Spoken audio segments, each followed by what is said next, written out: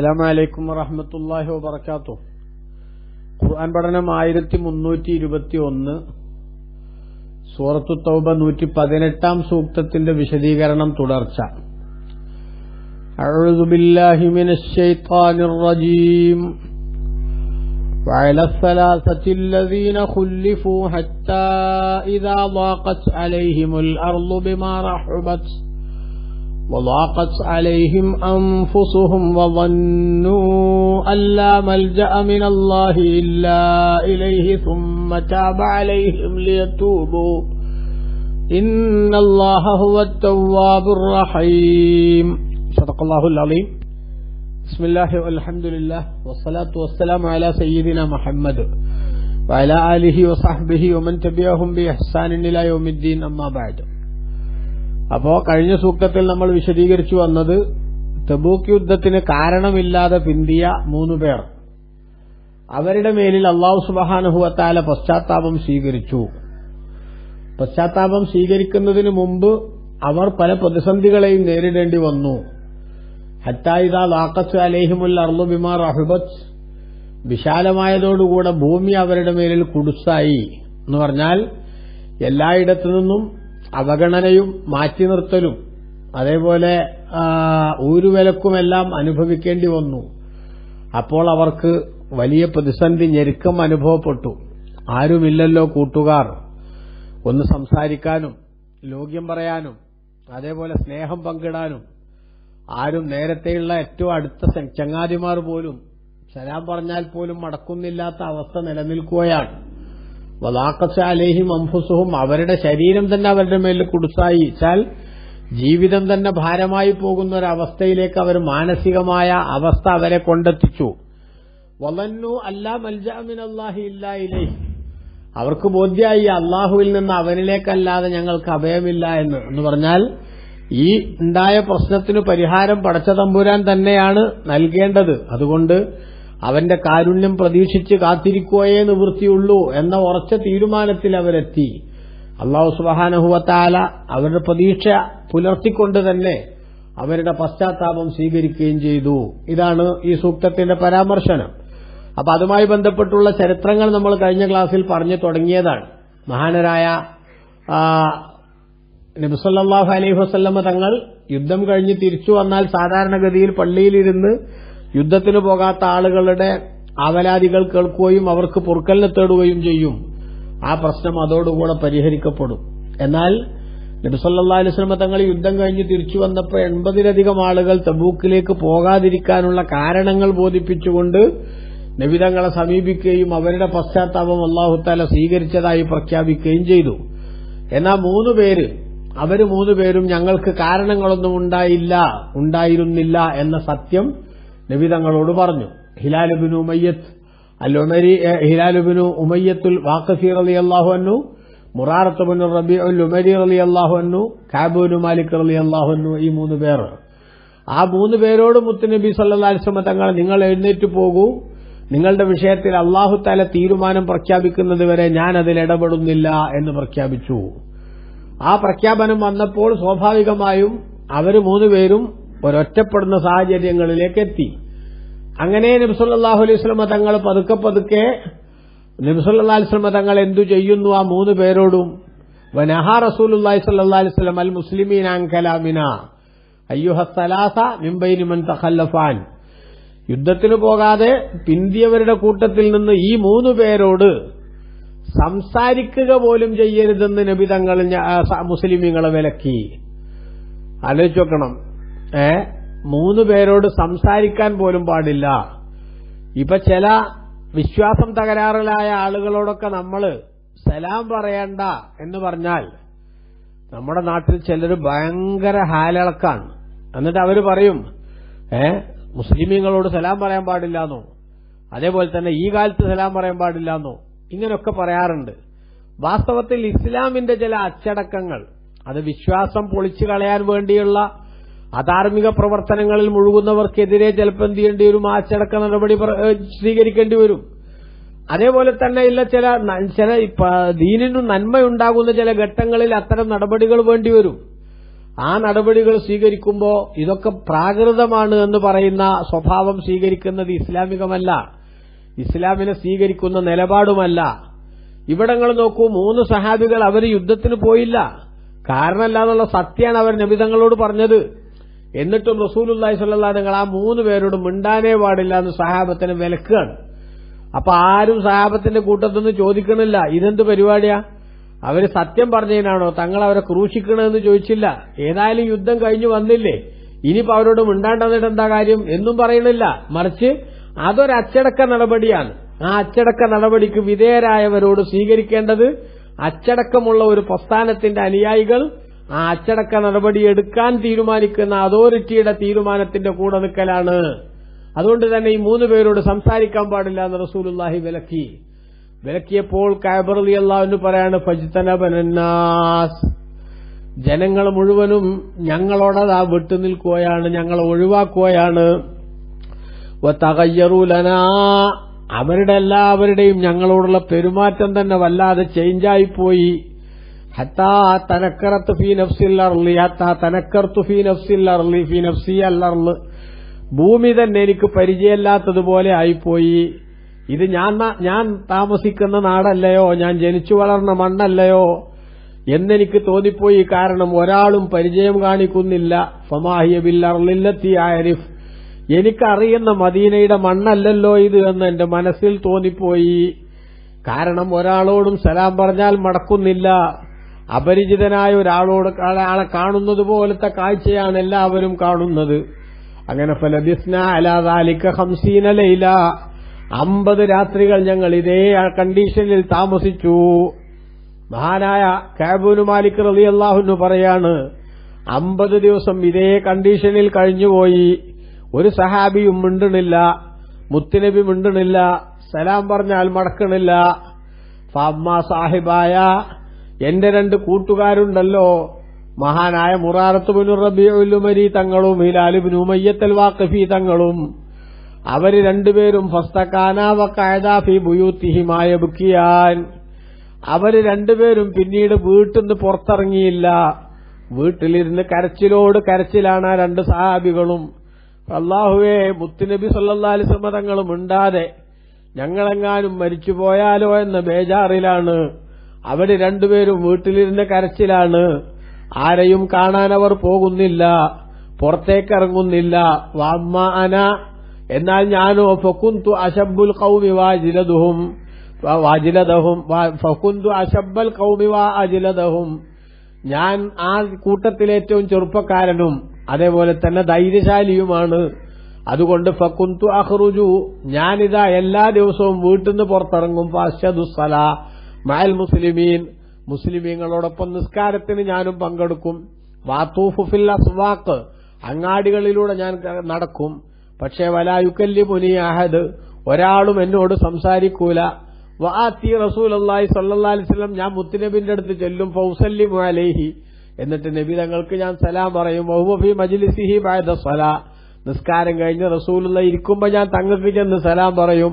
ഫഅഖൂലു ഫീ നഫ്സി, ഞാൻ എന്റെ മനസ്സിൽ ഇങ്ങനെ പറയും, ഹൽ ഹറക ശഫതൈഹി ബിറദ്ദി സലാമി അലയ്യാം ലാ, എന്റെ സലാം മടക്കിയിട്ട് റസൂലുള്ളാഹി ചുണ്ടൊന്ന് അനക്കിയോ ഇല്ലേ? ഏതായാലും പുറത്ത് ഞാൻ കേൾക്കാൻ വിധത്തിൽ തങ്ങൾ മറുപടി പറയുന്നില്ല. അങ്ങനെ സുമ്മ ഉസല്ലി ഖരീബൻ മിൻഹു, ഞാൻ നബി തങ്ങളുടെ തൊട്ടടുത്ത് നിന്ന് നിസ്കരിക്കും. വഉസാരിഖുൻ നളർ, തങ്ങൾ എന്നെ നോക്കുന്നുണ്ടോ എന്ന് ഞാൻ ഇങ്ങനെ കട്ടു നോക്കും. ഫൈദാ അഖ്ബൽതു അലാ സ്വലാത്തി, ഞാൻ നിസ്കാരത്തിലേക്ക് തിരിഞ്ഞാൽ അഖ്ബല ഇലയ്യ, നബി തങ്ങൾ എന്നിലേക്ക് തിരിഞ്ഞു നോക്കും. കാരണം അവിടുത്തെ മനസ്സിൽ എന്നോട് മഹബ്ബത്തിന് കുറവുണ്ടായിരിക്കില്ല. അതേപോലെ തന്നെ ആ വിഷയത്തിൽ എന്ത് തീരുമാനമെടുക്കണമെന്ന് റബ്ബിന്റെ വിധി കാത്തിരിക്കുകയായിരിക്കും. അതേസമയത്ത് വൈദൽതഫത്തു നഹ്ബഹു, തങ്ങളെ നേരെ ഞാനങ്ങ് നോക്കിയാലോ അയറവാനി, എന്നിൽ നിന്ന് റസൂലുള്ളാഹി മുഖം തിരിക്കും. അങ്ങനെ ആ അവസ്ഥ കഴിഞ്ഞു പോവുകയാണ്. ആ അവസ്ഥയിൽ ഇങ്ങനെ മുന്നോട്ട് പോകുമ്പോ ഹത്താ ഇദാ ത്വാല അലയ്യ ദാലിക മിൻ ജഫ്വത്തിന്നാസ്, ജനങ്ങളുടെ ഈ ഒരു പിണക്കവും അതേപോലെ തന്നെ അകൽച്ചയും വല്ലാതെ ദീർഘിച്ചു പോയ ഒരു ഘട്ടത്തിൽ മശൈത്തു, ഞാനിങ്ങനെ നടന്നു. ഹത്താ തസവ്വർതു ജിദാറ ഹായിത്തി അബി ഖതാദ, അബൂ ഖതാദ റളിയല്ലാഹു അൻഹു എന്റെ പിതൃവ്യന്റെ മോനാണ്. വഹബ്ബുൻ നാസി ഇലയ്യ, എനിക്ക് ഏറ്റവും ഇഷ്ടമുള്ള ആളുമാണ്. അതുകൊണ്ട് തന്നെ അദ്ദേഹത്തിന്റെ മതിൽ ഞാൻ ചാടിയിട്ട് അദ്ദേഹത്തിന്റെ മതിലിന്റെ ഉള്ളിലേക്ക് കയറി, തോട്ടത്തിന്റെ ഉള്ളിലേക്ക് കയറി. ഫസല്ലംതു അലൈഹി, ഞാൻ എന്നിട്ട് എന്റെ ഏറ്റവും പ്രിയപ്പെട്ട ചങ്ങാതിയും അതേപോലെ പിതൃവ്യപുത്രനുമായിട്ടുള്ള അബൂ ഖത്താദക്ക് സലാം പറഞ്ഞു. ആരും ഇല്ലാത്തടത്ത് വെച്ച് ഞാൻ സലാം പറഞ്ഞ സലാം മടക്കുമെന്ന പ്രതീക്ഷ എനിക്കുണ്ടായി. അങ്ങനെയാണ് ഞാൻ ആരും കാണാതെ മൂപ്പരോട് സലാം പറഞ്ഞത്. പക്ഷേ ഫവല്ലാഹി മാ റദ്ദ അലയ്യ സലാം, പടച്ചോനെ തന്നെ ആ അബൂ ഖത്താദ എന്റെ ഏറ്റവും അടുത്ത ചങ്ങാതി എന്റെ ചങ്ക എനിക്ക് സലാം മടക്കിയില്ല.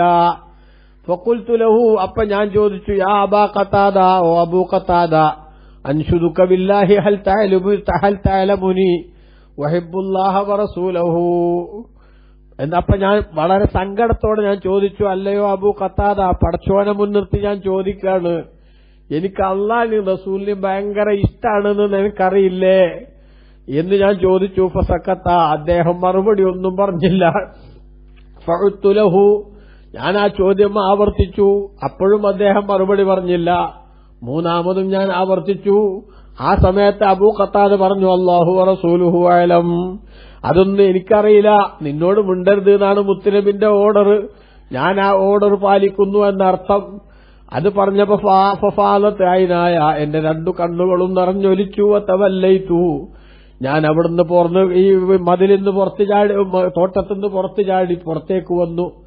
അങ്ങനെ ഞാൻ വലിയ വിഷമത്തോടുകൂടെ ഫബൈനമാനാം ഷീബി സൂഖിൽ മദീന, മദീനയുടെ അങ്ങാടിയിലൂടെ ഞാനിങ്ങനെ നടക്കുമ്പോ ഇതാ ഷാമിൽ നിന്ന് ഭക്ഷ്യവസ്തുക്കൾ മദീനത്ത് വിൽപ്പന നടത്താൻ വേണ്ടി വന്ന ഒരു മനുഷ്യൻ, ഒരു വിദേശി, യഖൂലു, അയാളിങ്ങനെ ചോദിക്കുന്നുണ്ട്, മയ്യദുല്ലു അലാ കഅബ് ബിൻ മാലിക്, കഅബ് ബിൻ മാലിക് എന്ന് പറഞ്ഞ ആളാരാണെന്ന് എനിക്കൊന്ന് പറഞ്ഞു തരുമോ എന്ന്.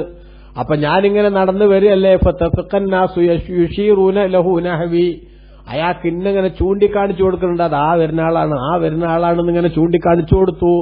ഹത്താ ഇദാ ജാഅനി, അയാൾ എന്റെ അടുത്തെത്തിയപ്പോ ദഫഅ ഇലയ്യ കിതാബൻ മിൻ മലിക് ഗസ്സാൻ, ഗസ്സാൻ രാജാവിന്റെ ഒരു കത്ത് അയാൾ എനിക്ക് കൈമാറി. ആ കത്ത് കൈമാറിയപ്പോ ഫഖറഅതുഹു, ഞാനതങ്ങ് വായിച്ചു നോക്കുമ്പോ ഫൈദൻ ഫീഹി, ആ കത്തിലുള്ളതെന്താണ്, അമ്മാ ബഅദ് ഫഇന്നഹു ഖദ് ബലഗനി അന്ന സാഹിബക ഖദ് ജഫാക്ക്, ഓ കഅബ് ബിൻ മാലിക്, നിങ്ങളെ നേതാവ് നിങ്ങളോട് പിണങ്ങിയിരിക്കുകയാണെന്ന വിവരം ഞാൻ അറിഞ്ഞിട്ടുണ്ട്. എന്നാൽ വലം യജ്അലക്കല്ലാഹു ബിദാരി ഹവാനും, നിങ്ങൾക്ക് അല്ലാഹു സുബ്ഹാനഹു വ തആല ഒരിക്കലും തന്നെ ഒരു ബുദ്ധിമുട്ടും പ്രയാസവും തരില്ല. അതുകൊണ്ട് ഫൽഹഖ് ബിനാ നുവാസിക്, നമ്മളടുത്തേക്ക് വന്നോളൂ, നിങ്ങൾക്ക് വേണ്ട എല്ലാ സൗകര്യവും സഹായവും ഞങ്ങൾ തരാം. ചാക്കിട്ട് പിടിക്കാൻ വേണ്ടിയാണ് ഗസ്സാൻ രാജാവിന്റെ വിളി. ഇപ്പൊ നമ്മുടെ നാട്ടിലൊക്കെ നമ്മൾ കാണുന്നുണ്ട്, അഹ്ലുസുന്ന വൽ ജമാഅയുടെ എല്ലാ ആനുകൂല്യങ്ങളും പറ്റി സുന്നത്ത് ജമാഅത്തിന്റെ ആശയങ്ങൾ വിശ്വസിച്ച് ജീവിച്ച് എത്രയോ കാലം കഴിഞ്ഞപ്പോ ഒരു ജോലി കണ്ടിട്ട് ബിദ്അത്തിലേക്ക് ചേക്കേറിയ ആളുകള്, അതേപോലെ മറ്റെന്തെങ്കിലും ഭൗതിക ലാഭങ്ങൾക്കും നേട്ടങ്ങൾക്കും വേണ്ടി ബിദ്അത്തിലേക്ക് പോണ ആളുകളുണ്ട്. എന്നാൽ നിങ്ങൾ നോക്കണം, മഹാനായ കഅബ് ബിൻ മാലിക് റളിയല്ലാഹു അൻഹു അതാ നാട്ടിലെല്ലാവരും തന്നെ ബഹിഷ്കരിച്ചിരിക്കുന്നു, ആരും മിണ്ടണില്ല, സലാം മടക്കണില്ല. എന്നിട്ടും ഇതാ ഹസ്സാൻ രാജാവിന്റെ ക്ഷണമാണ്, നമ്മുടെ നാട്ടിലേക്ക് വന്നാൽ നിങ്ങൾക്ക് വേണ്ട എല്ലാ സൗകര്യവും നിങ്ങൾക്ക് നമ്മൾ ഒരുക്കിത്തരാം, എല്ലാ സൗകര്യവും നിങ്ങൾക്ക് ഒരുക്കിത്തരാം, അതുകൊണ്ട് ഇങ്ങോട്ട് വന്നോളൂ.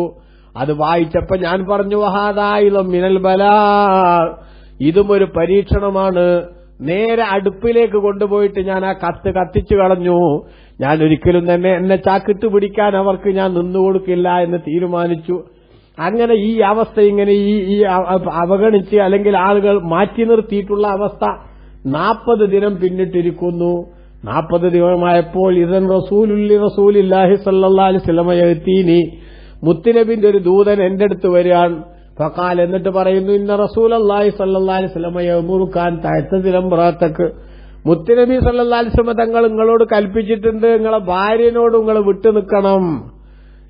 ഇതുവരെ വീട്ടിലെത്തിയാൽ ഒരു ആശ്വാസം ഉണ്ടായിരുന്നു, ഇനി ഭാര്യനോടും എന്ത് ചെയ്യണം, വിട്ടു നിൽക്കണം എന്ന് റസൂലുള്ള കൽപ്പിക്കുന്നുണ്ട്. ആലോചിച്ച് നോക്കൂ, ഭാര്യനോടും വിട്ടു നിൽക്കണം എന്ന് കൽപ്പിക്കുന്നുണ്ട് എന്ന് പറഞ്ഞപ്പോ ഫഖുൽതു, ഞാൻ ചോദിച്ചു, ഉതല്ലിഖുഹാ അമ്മാദാ അഫ്അൽ, തലാഖ് ചെല്ലണമെന്നാണോ പറയണത്, അതല്ല വേറെന്താണോ ചെയ്യേണ്ടത്? അപ്പൊ വന്നാള് പറഞ്ഞു, വേണ്ട, തലാഖൊന്നും ചെല്ലണ്ട, പക്ഷെ ഭാര്യ ഭർത്തൃബന്ധമോ നിങ്ങൾ തമ്മിലൊരടുപ്പമോ ഉണ്ടാകാൻ പാടില്ല. ഇതേപോലെ എന്റെ 2 കൂട്ടുകാരുടെ അടുത്തേക്കും റസൂലുള്ള ആളെ വിട്ടു. അങ്ങനെ ഞാൻ എന്റെ ഭാര്യയോട് പറഞ്ഞു, ഇൽഹഖീ ബിഅഹ്ലികി, പെണ്ണെ നീ വീട്ടിലേക്ക് പോയിക്കോ, വകൂനി ഇൻദഹും, അവരുടെ അടുത്ത് നിൽക്കണം, ഹത്താ യഖ്ളി അല്ലാഹു ഫീ ഹാദൽ അംർ, ഈ വിഷയത്തിൽ പടച്ചോൻ ഒരു തീരുമാനം പ്രഖ്യാപിക്കണ വരെ നമ്മൾ ഇനി ഒന്നിച്ച് കഴിയാൻ പാടില്ല. മുത്തുനബിന്റെ ആ കൽപ്പനയും പാലിച്ചു. ആലോചിച്ച് നോക്കൂ സഹാബത്തിന്റെ സമർപ്പണം. നമ്മളാണെങ്കിൽ എന്തേക്കും പറയാ, നാട്ടുകാരൊക്കെ തെറ്റിച്ചു എന്ന് മാത്രമല്ല, ഇപ്പൊ വീട്ടിലും നിൽക്കാൻ പാടില്ല എന്ന് പറഞ്ഞാൽ പോയി പണി നോക്കാൻ പറയുന്ന അവസ്ഥയുണ്ടാവില്ലേ? മഹാനായ സഹാബി കഅബ് ബിൻ മാലിക് റളിയല്ലാഹു അൻഹു അതാ ആ പരീക്ഷണത്തിലും വിജയിക്കുകയാണ്. ഭാര്യനോട് വീട്ടിലേക്ക് പോകാൻ പറഞ്ഞു.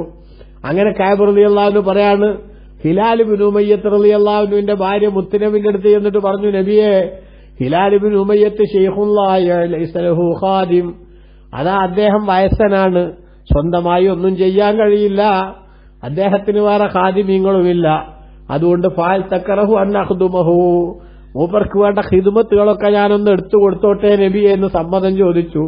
മുത്തുനബി പറഞ്ഞു, ഖിദ്മത്തുകൾ എടുത്തു കൊടുത്തോ, പക്ഷേ ഒരിക്കലും തന്നെ ഭാര്യ ഭർത്തൃബന്ധം ഉണ്ടാകാൻ പാടില്ല നിങ്ങൾ തമ്മിൽ. അപ്പൊ ഭാര്യ പറഞ്ഞു, വല്ലാഹി ഇന്നഹു മാബിഹി ഹർക്കത്തുൽ ഇലാ ഷൈഇൻ, അതിനിപ്പോ ഭാര്യ ഭർത്തൃബന്ധം ഉണ്ടാണെങ്കിൽ മൂപ്പർക്ക് വല്ല ചലനവും വേണ്ടേ? തങ്ങളടുത്തുനിന്ന് പോയ അന്ന് മുതൽ വല്ലാഹി മാസാലയബുക്കി മുൻകാനമിൻ അംരിഹി മാക്കാന ഇലാ യൗമിഹി ഹാദാ, അന്ന് തുടങ്ങിയ കരച്ചിലാണ് ആ സാധു, ഒറ്റ ഇരുത്താണ്, അതുകൊണ്ട് അതൊന്നും തങ്ങൾ പേടിക്കണ്ട എന്ന് പറഞ്ഞു. അപ്പൊ ആരോ പറഞ്ഞു, ബഹുമാനപ്പെട്ട കഅബ് ബിൻ മാലിക് തങ്ങളോട്, നിങ്ങളും പോയിട്ട് റസൂലുള്ളാഹിനോട് സമ്മതം ചോദിച്ചാലേ ചോറ് ചേരാനും മറ്റൊക്കെ പെണ്ണുങ്ങൾക്ക് ഇവിടെ നിൽക്കാൻ അനുവാദം കിട്ടിയേക്കും എന്ന് പറഞ്ഞു. പക്ഷെ ഞാൻ പറഞ്ഞു, വേണ്ട, അത് വയസ്സനാണ്, ഹിലാൽ റളിയല്ലാഹു അൻഹു വയസ്സുള്ള ആളാ, ഞാൻ ചെറുപ്പക്കാരനാണ്, മുത്തുനബി എനിക്ക് സമ്മതിക്കണമെന്നില്ല, അതുകൊണ്ട് എന്തായാലും അതും ഞാൻ സഹിക്കാൻ തീരുമാനിച്ചു. അങ്ങനെ ഈ ഒരവസ്ഥയിൽ വീണ്ടും 10 ദിനം, ഫലബിസ്തു ബഅദ ദാലിക 10 ലയാൽ, 10 രാത്രികൾ പിന്നെയും താമസിച്ചു. ഹത്താ കമുലത് ലനാ 50 ലൈല മിൻ ഹൈനി നഹാ റസൂലുള്ളാഹി സ്വല്ലല്ലാഹു അലൈഹി വസല്ലം അൻ കലാമിന, ഞങ്ങളോട് സംസാരിക്കരുതെന്ന് റസൂലുള്ള പറഞ്ഞതിന് ശേഷം 50 ദിവസം പൂർത്തിയായിരിക്കുന്നു. 50 രാത്രി പൂർത്തിയായ പിറ്റേ പകലിൽ ഫലമ്മ സല്ലൈത്തുൽ ഫജ്റ സുബഹ 50 ലൈല, 50ാമത്തെ രാവിന്റെ പിറ്റേ പകലിൽ ഞാൻ സുബഹി നിസ്കരിച്ചപ്പോൾ വാനാലാ ലഹരി ബൈത്തിൻ മിൻ ബുയൂത്തിന, അന്ന് ഞാൻ പള്ളിയിൽ നിന്നല്ല വീട്ടിൽ നിന്ന് തന്നെ നിസ്കരിച്ചിട്ടുള്ളത്. അങ്ങനെ വീട്ടിന്റെ മുകളിൽ വെച്ച് ഞാൻ നിസ്കരിച്ചിങ്ങനെ ഇരിക്കുമ്പോ ഫബൈനമാ അന ജാലിസുൻ അലൽ ഹാലില്ലത്തി ദക്കറല്ലാഹ്, അവര് തന്നെ ബാരായി എന്ന് പറഞ്ഞ് ആ അവസ്ഥയിൽ ഞാൻ ഇങ്ങനെ ഇരിക്കുമ്പോൾ സമയത്തു സൗത സാരിഖിൻ, ആ ഒരു മലയുടെ മുകളിൽ നിന്ന് അതാ ഒരാൾ ഉറക്കെ വിളിച്ചു പറയുന്നത് കേട്ടു. എന്താ വിളിച്ചു പറയുന്നത്? യാ കഅബ് ബിൻ മാലിക് അബ്ശിർ, ഓ കഅബ് ബിൻ മാലിക്കേ നിങ്ങൾ സന്തോഷിച്ചോളൂ എന്ന് വിളിച്ചു പറയണത് കേട്ടു. അപ്പൊ എനിക്ക് മനസ്സിലായി, എന്ത്, അള്ളാഹുവിന്റെ ഭാഗത്തുനിന്ന് ഞങ്ങൾക്കുള്ള സന്തോഷ വാർത്ത വന്നിട്ടുണ്ട്. ഇത് കേട്ടപ്പോ തന്നെ ഫഖറർതു ലില്ലാഹി സാജിദാ, ഞാൻ അള്ളാഹുവിന് വേണ്ടി ശുക്റിന്റെ സുജൂദ് ചെയ്തു. വഅറഫ്തു അന്നഹു ഖദ് ജാഅ ഫറജുൻ, സന്തോഷ വാർത്ത വന്നു എന്ന് എനിക്ക് ബോധ്യപ്പെട്ടു. അങ്ങനെ റസൂലുള്ളാഹി സ്വല്ലല്ലാഹു അലൈഹി വസല്ലം തങ്ങൾ അപ്പൊ ആ ദിവസം വആദന റസൂലുള്ളാഹി സ്വല്ലല്ലാഹു ബിതൗബത്തില്ലാഹി അലൈനാ ഹൈന സല്ലാ സലാത്തുൽ ഫജ്ർ, സുബഹി നിസ്കരിച്ചു കഴിഞ്ഞപ്പോ റസൂലുള്ള ഈ 3 പേരെ തൗബ സ്വീകരിച്ചിട്ടുള്ള ആയത്തിറങ്ങി എന്നുള്ള സന്തോഷ വാർത്ത അത് സഹാബത്തിനോട് അറിയിച്ചതാണ്. അറിയിച്ചോടുകൂടെ 50 ദിവസമായിട്ട് മിണ്ടാണ്ട് നടക്കുന്ന കൂട്ടുകാരല്ലേ ആ കൂട്ടുകാർ, ഫദഹബന്നാസു യുബശിറൂനനാ, ആൾക്കാരൊക്കെ കൂട്ടം കൂട്ടമായി ഞങ്ങളെ സന്തോഷ വാർത്ത അറിയിക്കാൻ അവരിങ്ങനെ വരുന്ന കൂട്ടത്തിൽ ചിലരും മരണ മോള് കയറിയിട്ട് ഉറക്കെ വിളിച്ചു പറയാണ്. കാരണം ഇവിടേക്ക് ആളെത്തുമ്പോഴേക്ക് അവരറിയാണ്ടൊക്കെ ഉണ്ട്, എത്രയും പെട്ടെന്ന് അറിഞ്ഞോട്ടെ എന്ന നിലക്ക്. അങ്ങനെ എല്ലാവരും എന്റെയും എന്റെ കൂട്ടുകാരുടെയും അടുത്തേക്ക് സഹാബികൾ അങ്ങനെ ഓടി. അങ്ങനെ കൂട്ടത്തിൽ ഒരാൾ കുതിരപ്പുറത്ത് എന്റെ വീട്ടിലേക്ക് വന്ന്, അസ്ലം ഗോത്രത്തിൽപ്പെട്ട ഒരാൾ എന്റെ വീട്ടിലേക്ക് വന്ന് അദ്ദേഹവും ഉറക്കെ വിളിച്ചു പറഞ്ഞു. അങ്ങനെ അദ്ദേഹത്തിന്റെ ഈ സന്തോഷ വാർത്ത എന്നെ അറിയിക്കാൻ വേണ്ടി വന്ന ആൾക്ക് ഞാൻ ധരിച്ചിരുന്ന വസ്ത്രം അത് അദ്ദേഹത്തിന് ഊരിക്കൊടുത്തു. പിന്നെ എനിക്ക് നബിതകളുടെ അടുത്തേക്ക് പോകാൻ വസ്ത്രമല്ല, എന്നിട്ട് വേറെ ആളെ കടം വാങ്ങിയിട്ട് ഞാൻ വസ്ത്രം എടുത്തിട്ട് മുത്തനബിന്റെ അടുത്തേക്ക് പോയി. റസൂലുള്ളാഹിന്റെ അടുത്ത് ഞാൻ ചെല്ലുമ്പോ 50 ദിവസമായിട്ട് എന്നെ കാണുമ്പോ തിരിഞ്ഞു കളയുന്ന റസൂലുള്ള ആ 50ാമത്തെ ദിവസം ഫതലഖാനിന്നാസു ഫൗജൻ ഫൗജാ, 50 ദിവസവും ആൾക്കാരെന്നെ കണ്ടപ്പോ മാറി നടന്നവരൊക്കെ കൂട്ടം കൂട്ടമായി വന്ന് എന്നെ ആശ്വസിപ്പിക്കുന്നു, ആശ്ലേഷിക്കുന്നു. അവരെല്ലാവരും എനിക്ക് അള്ളാഹു തൗബ സ്വീകരിച്ചതിന്റെ പേരിൽ സന്തോഷ വാർത്ത അറിയിക്കുന്നു, അഭിനന്ദനം പറയുന്നു. അങ്ങനെ ഞാൻ പള്ളി പ്രവേശിച്ചു. മുത്തുനബി സല്ലല്ലാഹു അലൈഹി തങ്ങൾ ഇരിക്കുന്നുണ്ട്, ചുറ്റുഭാഗത്ത് സഹാബികളുണ്ട്. അപ്പൊ നബിതങ്ങളുടെ അടുത്തുനിന്ന് തൽഹത്ത് ബിൻ ഉബൈദില്ലാഹി റളിയല്ലാഹു അൻഹു, മുഹാജിറുകളിൽപ്പെട്ട ആള്, പിന്നെ തൽഹത്ത് റളിയല്ലാഹു അൻഹു എഴുന്നേറ്റ് എന്നെ അങ്ങ് കൂട്ടിപ്പിടിക്കുകയും എന്നെ അഭിനന്ദിക്കുകയും ചെയ്തു.